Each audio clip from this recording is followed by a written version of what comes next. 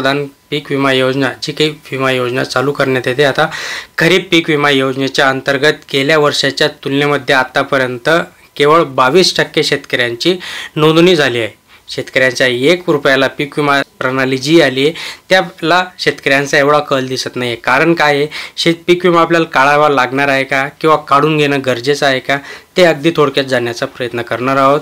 नमस्कार मित्रांनो, अजून चॅनलला सबस्क्राईब केलं नसेल सबस्क्राईब करा, लाईक करा, शेअर करा। बघा, पीक विमा संदर्भात आता शेतकऱ्यांना नवीन मार्गदर्शक सूचना देखील देण्यात आल्या, जसं की शेतकऱ्यांना आधार कार्ड करणं जे काही आहे ते KYC करणं बंधनकारक आहे। दुसरं म्हणजे शेतकऱ्यांचं जे काही पीक कापणी प्रयोगाच्या आधारावर असणारे अनुदान, ते अनुदान देखील पीक कापणी प्रयोगाच्या वेगळ्या प्रणालीनुसार शेतकऱ्यांच्या खात्यामध्ये डिपॉझिट करण्यात येणार आहे। आता ही जी काही प्रणाली असणार आहे, ही प्रणाली शेतकऱ्यांना काढणी पश्चात म्हणजे पीक तुमचं काढून झाल्यावर तुमच्या खात्यामध्ये ते पैसे येतील।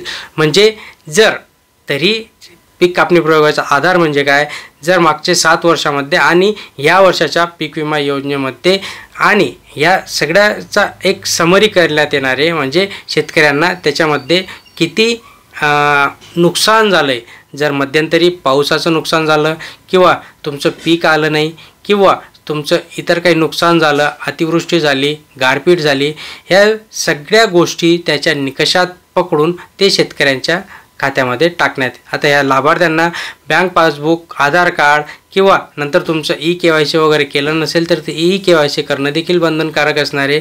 म्हणजे ज्या शेतकऱ्यांचा इन शॉर्ट जर आपण बघायला गेलं, आधीची जी काही योजना होती आपली, आधीच्या योजनेमध्ये 5 ते 6 ट्रिगर होते, पण या योजनेमध्ये फक्त एकच ट्रिगर ठेवण्यात आला आणि तो ट्रिगर देखील एवढा कडक करण्यात आला की शेतकऱ्यांना आता पैसे म्हणजे जवळजवळ मिळण्यासारखेच नसणार आहेत। आणि म्हणूनच या जी काही योजना, या योजनेला आता फक्त 22% म्हणजे मागच्या वर्षी जर 100% लोकांनी तिथे एंट्री केली होती, सहभाग नोंदवला होता, तर या वर्षी फक्त 22 लोकांनी सहभाग नोंदवला आहे। कारण की शासनावरचा असलेला जो काही विश्वास आहे, तो शासनावरचा असलेला विश्वास शेतकऱ्यांचा उडालेला आहे का, आणि पीक विमा कंपन्यांवरचा देखील विश्वास उडाला। शासन एक सांगतं, पीक विमा एक सांगतं, कंपनी एक सांगते आणि मध्ये बरडला जातो तो शेतकरी, त्यात कृषी विभागाचे एक वेगळंच काहीतरी गाऱ्हाणं असतं। या सगळ्यांना कंटाळून आता फक्त 22% शेतकऱ्यांनी याच्यामध्ये सहभाग नोंदवला आहे। मग आता प्रश्न हा उपस्थित राहतो की आपण पीक विमा भरायचा का नाही।